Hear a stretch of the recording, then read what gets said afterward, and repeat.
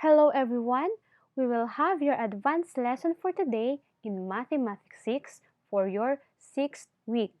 You can have and refer on your grade modules. So the topic that we will be having today is all about solving multi-step problems involving multiplication and addition or subtraction of decimals, mixed decimals, and whole numbers including money using the appropriate solving strategies and tools. Now, let's just have some quick description on multi or multiple step word problems. From the word multiple, sa Tagalog ay marami, these are kinds of word problems that may involve two or more steps. Also, in these steps, we might have to find some hidden questions. And what do we mean by hidden questions? Hidden questions are implied questions that need to be answered first to solve the main question in our problem. Implied. Ibig pong sabihin, hindi direktang nandoon nababasa or nakikita po natin yung tanong sa ating word problem. We first need to analyze the whole problem itself so we can know if there is or if there is no hidden questions at all. Let's begin on discussing the steps on solving a word problem.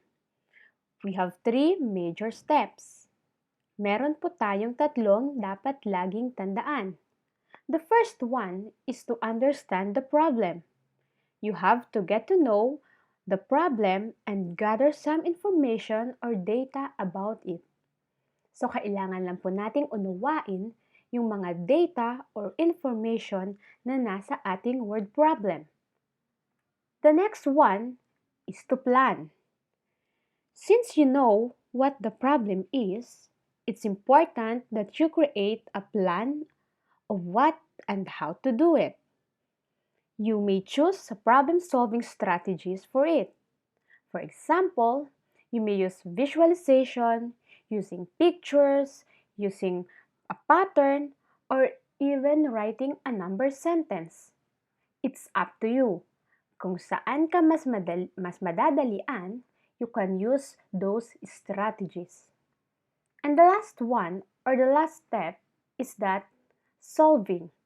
So in this part, since you understood the problem, you have a plan, it's the time that you will apply your strategies that you have created earlier. So in this part, dito na po kayo magsosolve and then you will find your answer if it is correct or not. Now, let's have our sample problem. Jam had 200 pesos. She bought 3 pens for 23 pesos and 75 centavos each, a pad of paper for 18 pesos and 50 centavos, and 4 folders for 13 pesos and 25 centavos each. How much does she have left? Let us now analyze the problem using our three major steps: understand, plan, and solve. So I have here again our word problem on the right side of my presentation. Let's have step number 1, to understand. Uunawain po muna natin ang word problem. At meron po ako ditong tatlong tanong para mas maunawaan po natin ito. The first one, what is asked in the problem? When we say what is asked, ano ba yung tinatanong sa ating word problem? Ano ba talaga yung problema? So commonly, madalas, at karaniwan, ang sagot sa tanong na ito ay matatagpuan sa dulo ng bawat word problem. So we have here, how much does she have left? So since we are using how much, our answer can be the amount of money left for Jam. We use the amount kasi nga po ang pinag-uusapan natin ay pera. Okay, pangalawang tanong tayo para mas maunawaan ang ating word problem. So we have, what are the given facts? So when we say given facts, these are the numbers given in the problem and what these numbers are all about. So lahat ng numbers na mababasa or makikita nyo sa problem and you tell something about those numbers.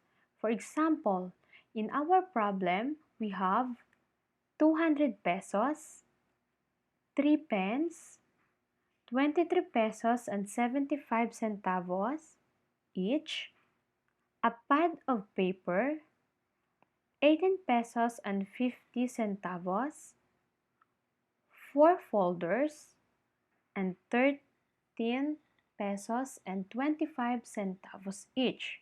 So kung mapapansin nyo po, sinasama po natin yung clue words like each and a. So those words ay naglalarawan din po ng bilang, kung ilan or kung ano po ang quantity ng isang item. So, for our question, what are the given facts? These are our answers. 200 pesos, 3 pence for 23 pesos and 75 pesos each, a pad of paper for 18 pesos and 50 centavos, and the last one we have 3 folders for 13 pesos and 25 centavos each. So those are the given numbers in our word problem. Let's have our third question. Ang pangatlong tanong po natin para lubusang maunawaan ang ating word problem is, what is or what are the hidden questions? So tulad nga po ng aking nabanggit kanina, hidden questions are implied questions in the problem. Hindi sila direktang nakikita o nababasa sa ating problem. So how can we find these implied questions? First, we need to look back on what is being asked in the problem. Balikan natin yung main question ng problem, which is, how much does she have left? Magkano daw po ba ang natira kay Jam? Also, we have to analyze the given numbers. Using those given numbers, sa palagay niyo po ba, we can solve the problem directly? No, because we need to know first how much was spent for each item. As what the problem says, Jam had 200 pesos, but she bought 3 pens. She bought a pad of paper and 4 folders. This leads us to our first hidden question. So ito yung una muna nating dapat malaman. How much money was spent for each item?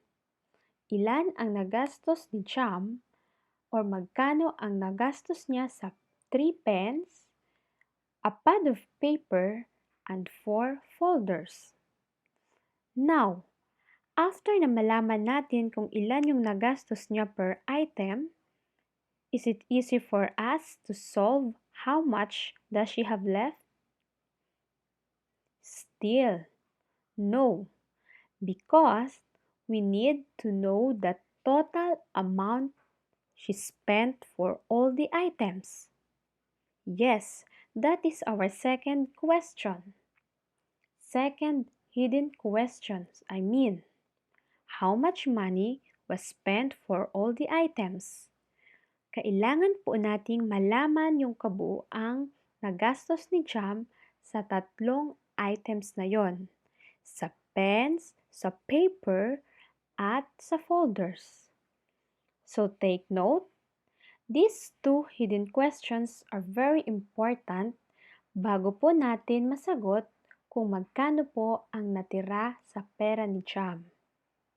Lagi po nating tatandaan na we have to analyze first the given problem so that we can have or we can form the hidden questions correctly.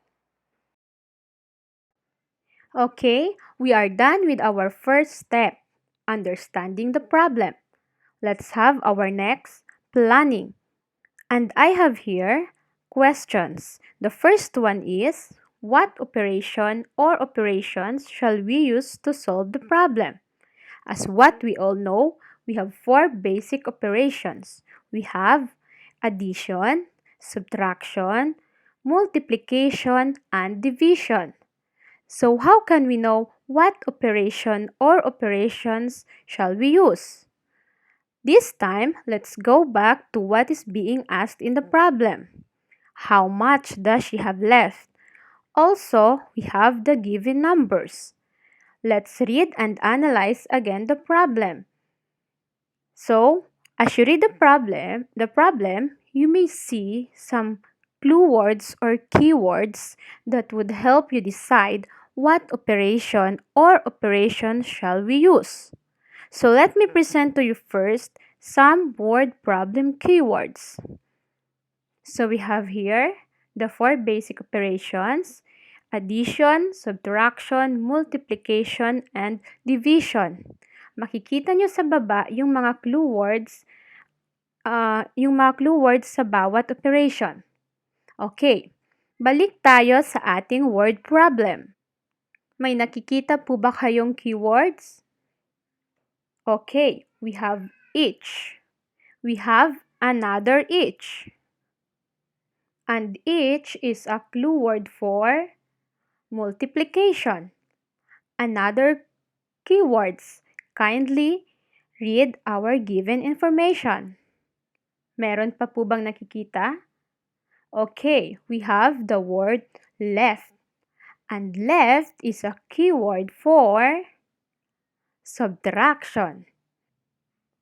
Therefore, we can say that some of the operations that we will use for our problem are multiplication and subtraction.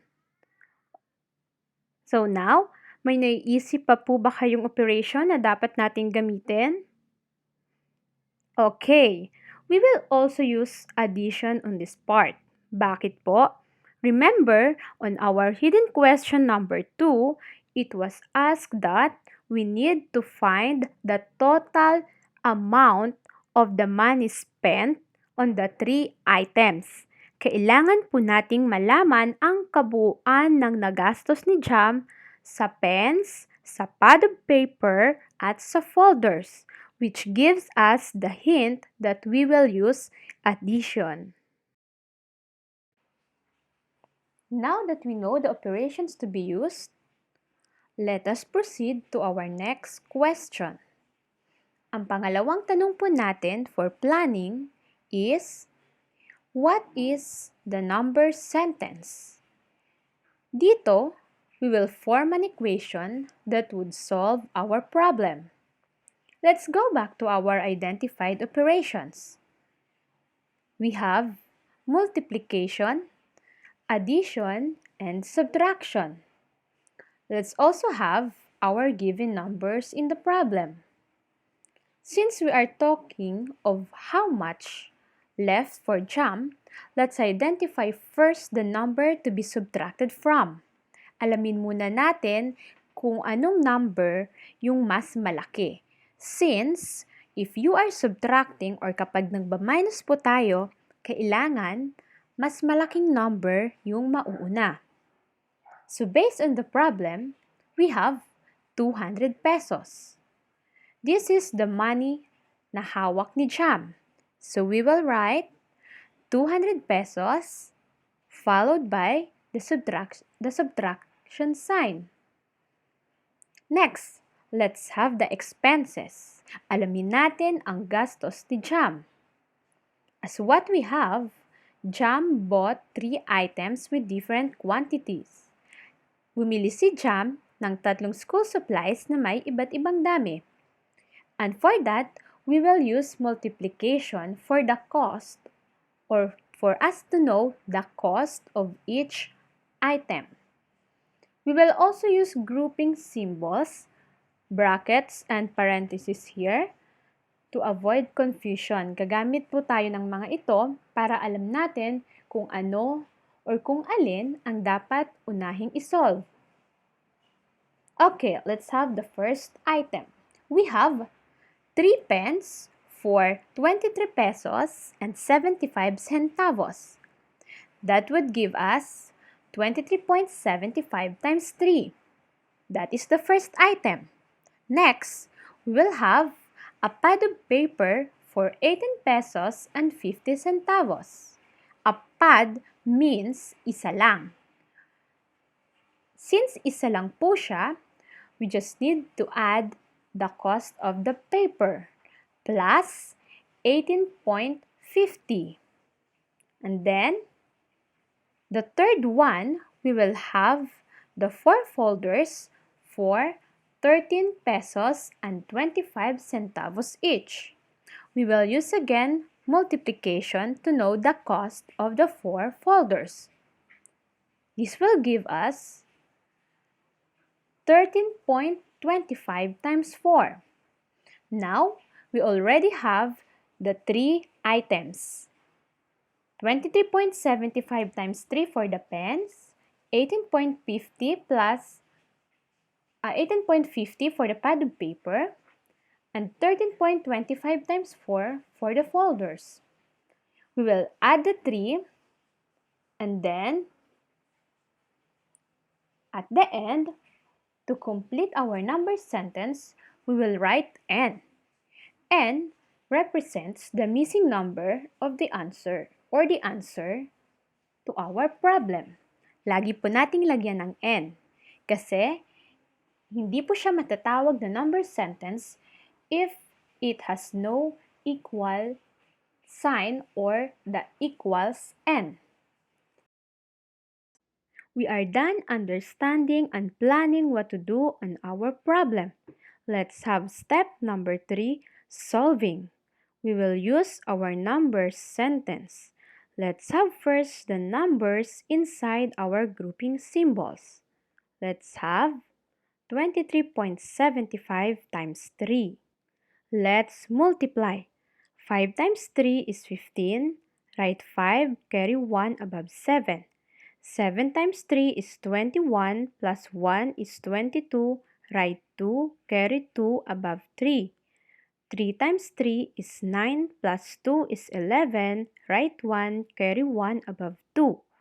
2 times 3 is 6, plus 1 is 7.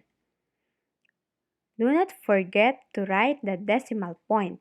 Since we have 2 decimal places all in all, we will move the decimal point in our answer 2 places from the right. Also, do not forget to write the peso sign. 71 pesos and 25 centavos is the total cost for our ball pens. Now, let's have the second one. 13.25 times 4. Let's multiply again. 5 times 4 is 20. Write 0. Carry 2 above 2. 2 times 4 is 8. Plus 2 is 10. Write 0. Carry 1 above 3. 3 times 4 is 12. Plus 1 is 13. Write 3. Carry 1 above 1. 1 times 4 is 4. Plus 1 is 5. Write the decimal point again and also the peso sign. 53 pesos. This is the total cost for our folders. Now, let's add the total cost for all the 3 items. Let's have first 71 pesos and 25 centavos for the ball pens. Then 53 pesos for the folders. And we have the 18 pesos and 50 centavos for a pad of paper. Let's add. 5 plus 0 plus 0 is 5. 2 plus 0 plus 5 is 7. Align the decimal point, since this is the rule for addition and subtraction. Next, 1 plus 3 is 4 plus 8, it's 12. Write 2, carry 1 above 7. 1 plus 7 is 8, plus 5 is 13, plus 1 is 14. Our final answer is 142 pesos and 75 centavos. So now, this is the total cost for all the three items. Now that we have the total cost for all the items, we will have subtraction. Let's have 200 pesos minus 142 pesos and 75 centavos. As what you see on our minuend part, or yung itaas na bahagi po, the 200 pesos, from looking at that, it seems that we need regrouping. Magbaborrow po tayo dito since puro po 0 ang nasa itaas. So let's start with the biggest number, number 2. So yung 0 nakatabi po ng 2, sa right side we'll borrow 1 from 2. 2 becomes 1, the 0 becomes 10. But the other 0 will also borrow, so we will have borrow from 0, 10 becomes, borrow from 10, 10 becomes 9, the 0 becomes 10. But another 0 will borrow from 10. So 10 becomes 9 again, and 0 becomes 10. And the last 0 needs to borrow again. Borrow 1 from 10 again, 10 becomes 9, and the 0 becomes 10. Now, we are ready to subtract. 10 minus 5, we have 5. 9 minus 7, we have 2. Align the decimal point. 9 minus 2, we have 7. 9 minus 4, we have 5. 1 minus 1, it's 0. Now, we have the peso sign and our final answer. The amount left is 57 pesos and 25 centavos. Let's check our final answer. Let's have again 142 pesos and 75 centavos as the amount spent for all the items. Next, let's have 57 pesos and 25 centavos as the amount left. These are all based on our solving. Let's add the two. Why should we add? When we are checking, remember, we should always do the opposite operation. Since nag-subtract po tayo kanina, we will have addition this time. Okay? So let's add. 5 plus 5 is equal to 10. Write 0, carry 1 above 7. 1 plus 7 is 8, plus 2 is 10. Write 0, carry 1 above 2. 1 plus 2 is 3, plus 7, it's 10 again. Write 0, carry 1 above 4. 1 plus 4 is 5, plus 5 is 10. Write 0, carry 1 above 1. Then 1 plus 1, we have 2. Align and write the decimal point. Also, write the peso sign. 200 pesos is the total money. So how can we know if our final answer is correct? Is it correct? Yes. Since we got 200 pesos at the end of our checking, it means our answer is correct because the original money of Jam is 200 pesos. So, we got the correct answer. Let's now state the complete answer. Jam had still 57 pesos and 25 centavos.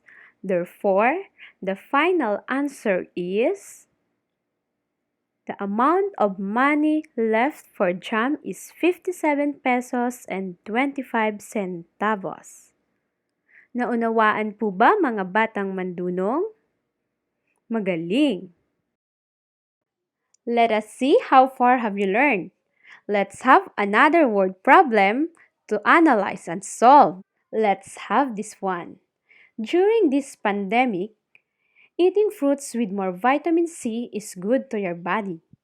As you browse in an online store, you saw that an orange costs 22 pesos each. If you buy a dozen of oranges, how much will be your change from 300 pesos?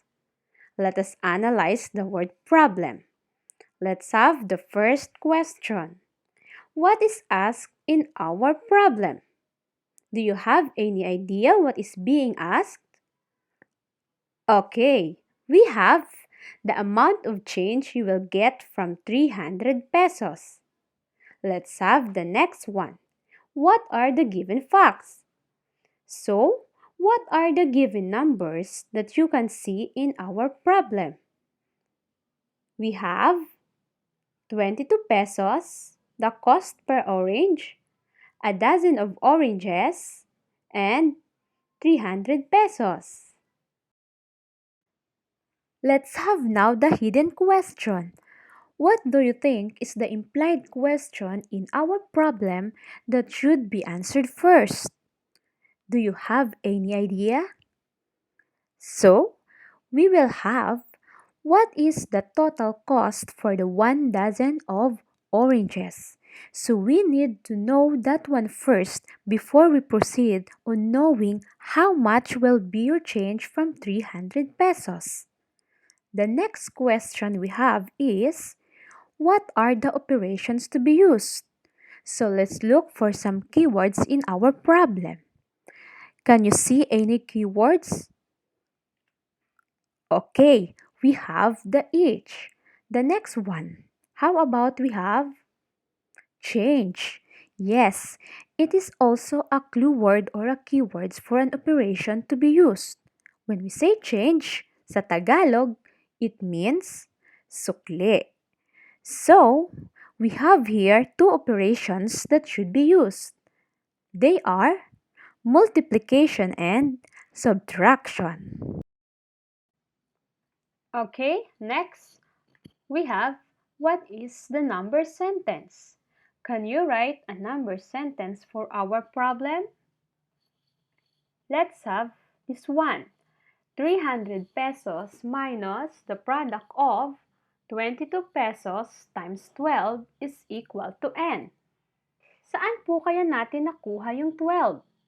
Remember, from our word problem, we used that 1 dozen.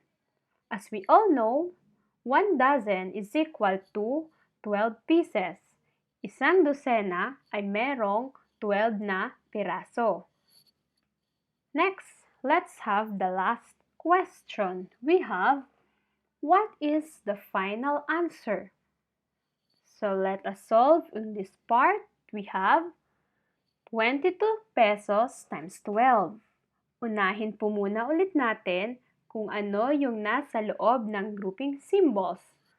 22 times 12 will give us 264. Do not forget to write the peso sign. So this amount of money, 264 pesos, is the total amount spent for the 12 oranges or for the 1 dozen of oranges. Next, let's have subtraction. 300 pesos, your money, minus 264 pesos, the amount spent for the oranges. Let's subtract. We will use again the regrouping method, giving us 36 pesos. So, for our final answer, let's have the change from 300 pesos is 36 pesos. Naunawaan po ba mga batang mandunong? Magaling! Now, before I end my discussion for today, let me just give you some points to remember. Lagi po nating tandaan, if we are to solve multi-step word problems involving two or more operations, we need to understand, we need to plan, and we need to solve. We also have some questions to consider when we are solving this kind of word problems. Number 1. What is asked in the problem? Number 2. What are the given facts? Number 3. What is or what are the hidden questions? Take note, kapag nalaman nyo or nakita nyo na pwedeng gumamit tayo ng two or more operations sa ating word problems, it means there is or there are hidden questions. Number 4, what are the operations to be used? Number 5, what is the number sentence? And the last one, we have what is the final answer? And now, these are the 6 important questions that you need to remember when you are solving multi-step word problems involving two or more operations. Now, I hope that you clearly understood our lesson and it would be a great help for you to answer your CLADE modules for the coming week. So now, to end my discussion, I want to say thank you to everyone for listening. I really hope that you've learned something. Also, continue supporting our Project SOAR by liking and subscribing to our FB page and YouTube channel. Again, ito po si Teacher Step, ang inyong Math 6 reviewer para sa ika-6 na linggo. Paalam!